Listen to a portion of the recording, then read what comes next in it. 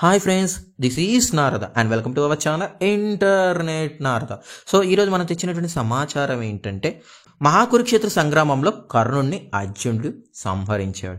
కానీ అర్జునుడు కర్ణుని సంహరించక ముందు కర్ణుడికి చావడానికి చాలా కారణాలు ఉన్నాయి. సో ఆ కారణాలు ఏంటి, ఆ సమాచారం ఏంటి అనేది మనం ఇప్పుడు ఈ వీడియోలో తెలుసుకోబోతున్నాం. ఎవరైనా సరే కొత్తగా మన ఛానల్కి వచ్చింటే డెఫినెట్గా అయితే సబ్స్క్రైబ్ చేసుకోండి. కర్ణుడు చనిపోవడం చూసి తన తల్లి కుంతీదేవి ఏడుస్తుంది. పాండవులందరూ ఆశ్చర్యపోతారు. అతని కోసం ఏడుస్తున్నావు ఏంటమ్మా, నీ కొడుకు అయినట్లు అని అంటారు. అప్పుడు కుంతీదేవి, అవును బాబు, కర్ణుడు నా కొడుకే అని ఏడుస్తూ జరిగిందంతా చెబుతుంది.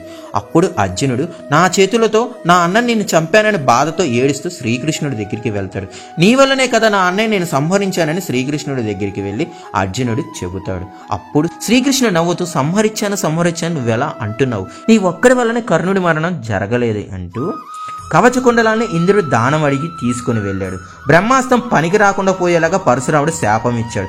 నాగాస్త్రం రెండోసారి నీ మీద వదలకుండా నీ తల్లి దానం అడిగింది. శల్యుడు రథాన్ని మధ్యలో వదిలేసి వెళ్ళిపోయాడు. నాగాస్త్రం మొదటిసారి వదిలినప్పుడు నీకు తగలకుండా రథచక్రాన్ని కిందకు నొక్కి నిన్ను కాపాడాను. ఇంతమంది నిన్ను రక్షించారు కాబట్టి నువ్వు కర్ణుని అంతం చేయగలిగావని కృష్ణుడు అర్జునుడికి వివరిస్తాడు. సో అది ఫ్రెండ్స్, కర్ణుడిని అర్జునుడు సంహరించడం వల్లనే కర్ణుడు మరణించలేదు. కర్ణుడికి వచ్చినటువంటి శాపాల వల్ల, కుంతీదేవి అడిగినటువంటి దానం వల్ల, తనకు చేసినటువంటి పాపాల వల్ల తనకి మరణం అనేది అర్జునుని వల్ల సంహరించింది. సో అది ఫ్రెండ్స్, ఈ రోజుతో సమాచారం ఇంతతో సెలవు. And thank you for your loving and supporting.